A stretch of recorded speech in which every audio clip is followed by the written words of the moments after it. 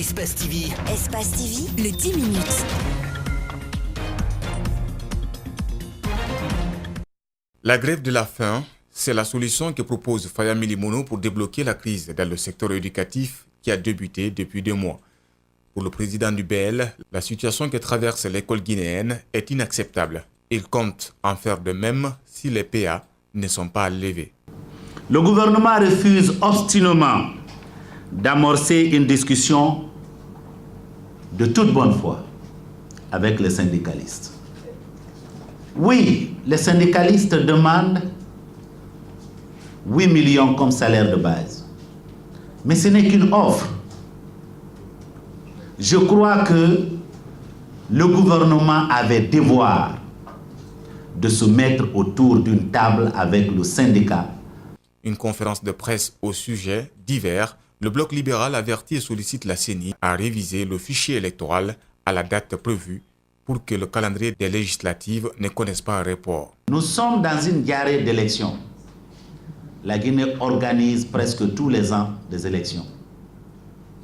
Est-ce cela la préoccupation des populations guinéennes? Je ne crois pas. Posez la question à la jeunesse guinéenne. Est-ce que c'est les élections que les jeunes veulent avoir tous les jours, tous les ans en Guinée, ou une opportunité de travail? Le BL se dit consterné par ce qui s'est passé à Guiasso, où les militants de sa formation politique ont subi de violentes agressions pendant l'installation de l'exécutif communal. Le parti souhaiterait que la justice se prononce sur cette affaire. 18 de nos militants irresponsables ont été violentés. Un a eu la main cassée, l'os est sorti. Un autre a eu l'oreille arrachée. Un troisième était dans le coma en arrivant à l'hôpital. Pour savoir si manifester toujours est-elle la meilleure stratégie, le BL pense que ceci est un droit constitutionnel.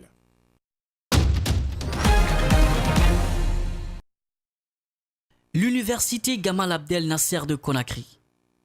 Ce lundi matin, quelques étudiants discutent de plusieurs sujets. Dans les esprits de certains, la décision de la France de revoir les frais d'inscription dans ces universités pour les étudiants étrangers. De 170 à 2700 €, les frais d'inscription de Campus France grimpent de façon spectaculaire. Quelles que soient les raisons de cette mesure prise par l'État français, ce jeune habitué de la procédure ne pourra pas postuler cette année.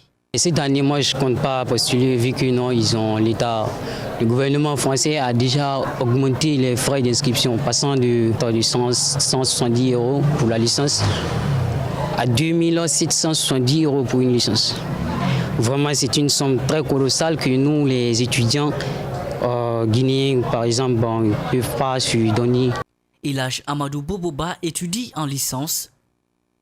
Il comptait faire son master en France, mais la nouvelle est venue tout changer. Bon, là, je crois que c'est une flamme d'espoir qui vient de s'éteindre parce que là, vu la situation de ma famille avant, je pouvais quand même le faire avec les 170 €. Maintenant, comme c'est devenu une somme colossale, ça ne peut pas du tout être facile pour moi. Cette jeune étudiante déplore elle aussi le coût très élevé de ses frais d'inscription, mais envisage tout de même une alternative. Je pense que si le gouvernement faisait quelque chose pour ces étudiants-là, pour engager ces réformes-là, on aura vraiment un grand potentiel et on pourra venir en aide à notre pays, apporter un grand édifice.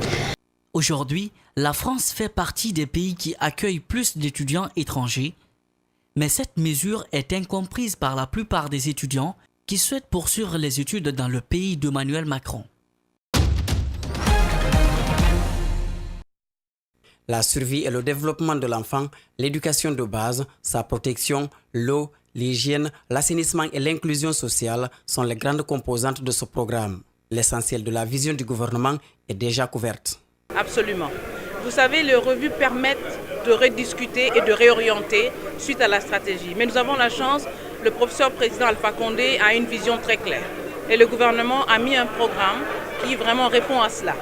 Investir sur les ressources humaines est primordial pour assurer un développement durable. C'est pourquoi dans leur programme, les administrateurs territoriaux et les maires doivent intégrer l'enfant au cœur de leurs actions.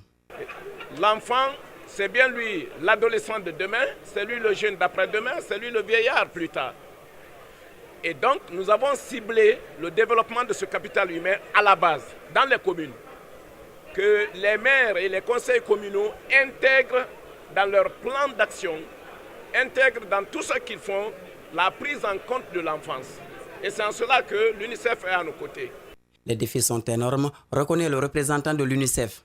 Si toutes les compétences dévolues aux maires sont respectées, un grand pas sera résolu dans la mobilisation des fonds. Alors je pense que le défi principal, évidemment, c'est le défi de la mobilisation des ressources nationales dans son ensemble pour pouvoir mettre en œuvre les compétences dévolues aux collectivités locales, certainement celles qui sont pratiquement liées aux droits de l'enfant. Je pense par exemple à l'état civil, qui est un droit absolument central, mais aussi la santé communautaire ou le préscolaire, qui ne couvre que 8% des enfants de la Guinée. Donc les défis sont énormes évidemment, mais je pense qu'avec la volonté de tous et les politiques mises en place, la Guinée est sur le chemin pour un développement intégré de l'enfance. Le représentant des jeunes parlementaires au nom de ses pairs a exprimé les préoccupations des enfants. Le programme couvre 143 450 000 $. Il y a de cela 20 ans, la Guinée n'a pas abrité un tel événement à dimension internationale. Les autorités sportives du pays ont dénommé cette course Tour de la paix. De Kisdougou en passant par Farana, Mamou, Labé, Kindia, Koya jusqu'à Conakry, les riverains ont accompagné et encouragé les 38 coureurs venus de la sous-région ouest-africaine. Pour l'étape de Conakry, le premier prix est revenu à l'Ivoirien Assahou, suivi de son compatriote Bassirou Conté, puis du Sénégalais Ndiaye. Au classement général, après un long combat sur les différentes étapes, c'est le Burkina Faso qui rafle le trophée de la 8e édition du Tour cycliste de Guinée. Grâce à son coureur, Nikeman Bassirou, 16 h 9 minutes 06 secondes. Quant au pays hôte, la Guinée, elle s'est classée 5e grâce à Ibrahima Sorissila, 16 h 14 minutes 34 secondes. L'Union du cyclisme international, premier partenaire technique de ce tour, se dit très heureux de participer à cette compétition en Guinée. Comme je le disais, ça s'est très bien passé puisque il y avait une forte mobilisation tout au long du parcours. La population a répondu présente. Il y avait la sécurité qui a été mise en place, c'était exemplaire. Ici, il y a vraiment de beaux parcours. On a eu une course vraiment très intéressante où chaque équipe, chaque participant a vraiment donné au plus profond de soi-même. On a eu du beau spectacle tous les jours. Et puis un beau vainqueur final avec le Burkinabé Nikema. Les autorités sportives ont félicité les administrateurs territoriaux pour leurs implications pendant les traversées. Nous avons constaté avec fierté de Kisdougou à Farana, de Farana à Mamou, en allant sur Labé, Pita, Kindia et Conakry, nous avons compris que cette discipline est un facteur de cohésion et de mobilisation. Donc nous profitons de cette occasion pour remercier sincèrement le ministère de l'administration du territoire et de la sécurité qui se sont impliqués pour la réussite de cet événement.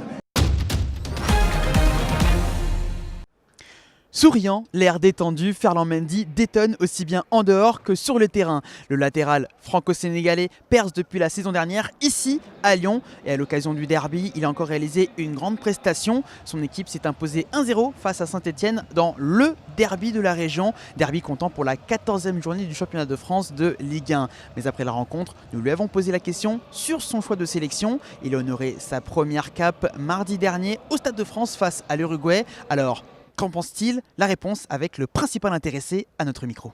Ouais, ça reste un choix footballistique et après, faut ils sont obligés de laisser passer et que ça se passe comme ça. Après, c'est un choix, mais je pense que j'ai fait le bon choix. C'est un honneur de porter les couleurs de l'équipe de France et j'ai fait mon maximum pour réaliser une bonne performance et au final, ça a payé, ça s'est bien passé. Et en plus, il y a la victoire au bout, donc je suis bien et après on gagne le derby, voilà, je suis épanoui. Le choix de Ferland Mendy s'est donc porté sur l'équipe de France, aux grandes dames d'Aliou Cissé. Le coach des Lions de la Teranga l'avait souvent supervisé lors de matchs du championnat de France de Ligue 1. Mais pour lui, c'est fini. Pour Ferland Mendy, l'avenir s'ouvre désormais aussi bien à Lyon qu'en équipe de France. Karim Baldé avec Louis Decroix pour Espace TV à Lyon.